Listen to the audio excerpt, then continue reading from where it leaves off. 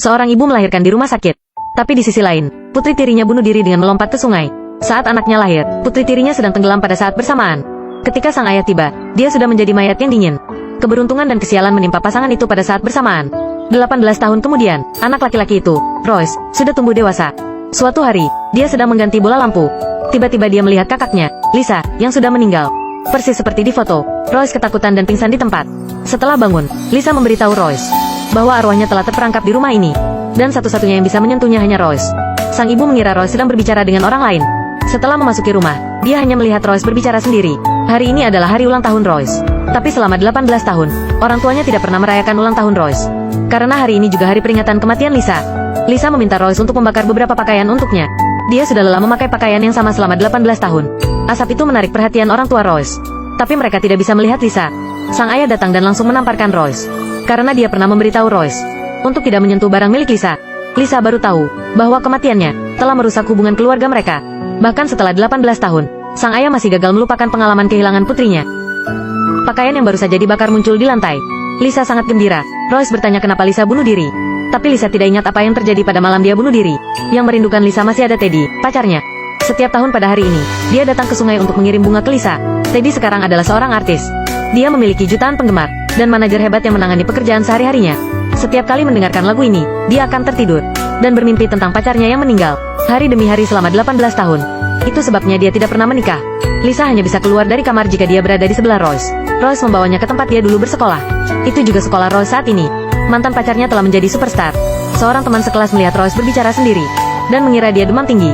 Lisa melihat bahwa teman sekelas Royce ini cukup cantik. Bos pemilik tempat fotokopi dulunya adalah teman baik Lisa. Lisa memberitahu Royce, jika dia menyebutkan namanya, paman itu akan memberi layanan cetakan gratis. Tapi ketika dia mengatakan dia adalah adik Lisa, paman itu teringat masa lalu yang tidak enak, dan tampaknya enggan untuk membicarakannya. Kemanapun Royce pergi, Lisa mengikuti. Selama ujian, Lisa membaca jawabannya secara terbuka.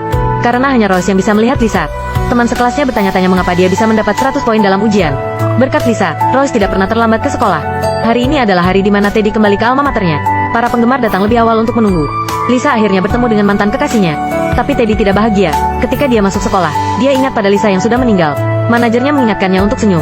Begitu mereka turun dari bus, para penggemar datang untuk berfoto bersama.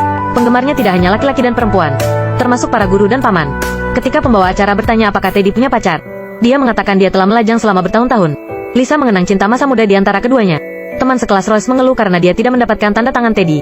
Royce mengantarnya pulang. Ibu perempuan itu ternyata adalah teman Lisa. Ibunya juga penggemar Teddy. Ketika Lisa bertanya kepada Royce siapa ayah dari teman sekelasnya, Royce mengatakan tidak ada yang tahu siapa ayahnya. Mereka selalu hidup berdua, jadi ayah teman sekelas itu selalu menjadi misteri. Sang manajer membujuk Teddy untuk sadar secepat mungkin dan memulai hidup baru. Teddy tidak pernah bisa memaafkan dirinya sendiri. Dia mendengarkan lagu-lagu yang direkam Lisa untuknya berulang kali. Dia membius dirinya dengan alkohol setiap malam. Dia bahkan ingin pergi ke dunia bawah untuk bertemu Lisa. Royce menggali apa yang Lisa sembunyikan di bawah tempat tidur. Ini semua adalah harta karun Lisa. Sang ayah melihat Royce memakai jam tangan Lisa dan menyuruhnya melepaskannya. Royce masih tidak diperbolehkan menyentuh barang milik Lisa. Saat melewati sebuah rumah tua, Lisa melihat anak anjing itu. Tapi Royce tidak bisa melihat. Lisa baru sadar, anjing itu juga sudah mati. Ini adalah seekor anjing pudel. Rumah tua itu adalah rumah Teddy. Anak anjing itu adalah anjing yang mempertemukan Lisa dan Teddy. Lisa pergi ke sekolah dengan Royce setiap hari. Dia berjalan-jalan di sekitar kelas, bahkan meniru ceramah guru.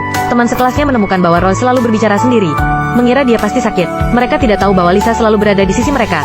Karena tidak mendapatkan tanda tangan Teddy terakhir kali, mereka berencana pergi ke Bangkok untuk bertemu Teddy di hari Minggu. Lisa mencoba semua pakaian tapi tidak ada yang terlihat bagus. Jadi Royce meminjam pakaian temannya dan membakarnya untuk Lisa. Lisa menyukainya. Ibu teman Royce mengantar mereka ke stasiun. Setelah perjalanan yang panjang, akhirnya mereka bertemu Teddy. Lisa menatap pacarnya dengan penuh kasih sayang. Adegan yang dulu indah terlintas di benaknya. Lisa tiba-tiba memegang tangan Royce dan merasuki tubuh Royce. Teddy kemudian melihat pacarnya yang sudah meninggal. Maaf, aku tidak menunggumu. Teddy mengira dia berhalusinasi. Tiba-tiba dia marah dan meninggalkan tempat itu. Sang manajer menghibur para penggemar. Setelah Lisa melepaskan tangan Royce, arwahnya langsung meninggalkan tubuh Royce. Teman Royce kecewa karena tidak dapat tanda tangan lagi. Dia sudah menyiapkan hadiah sepanjang malam tapi tidak bisa memberikannya kepada sang idola. Saat itu Teddy tiba-tiba muncul dan menemukan Royce dan bertanya siapa dia. Royce mengungkapkan identitasnya. Kemudian dia ambil hadiah temannya dan letak di tangan Teddy. Dia kesal karena tadi Teddy membentak penggemarnya. Sang manajer juga mengungkapkan kekecewaannya atas sikap impulsif Teddy. Dia meminta Teddy untuk belajar mengontrol emosi. Lalu dia mengundang Teddy ke rumahnya untuk makan malam. Manajer itu kira-kira seumuran dengan Teddy. Dia juga masih lajang. Ibu sang manajer memberi Teddy selusin surat. Surat itu dia terima setiap tahun pada hari peringatan kematian Lisa. Dan isinya selalu sama. Teddy marah mengapa sang manajer tidak memberitahunya. Sang manajer mengatakan itu untuk kebaikan Teddy. Teddy berinisiatif untuk mencari rumah Lisa.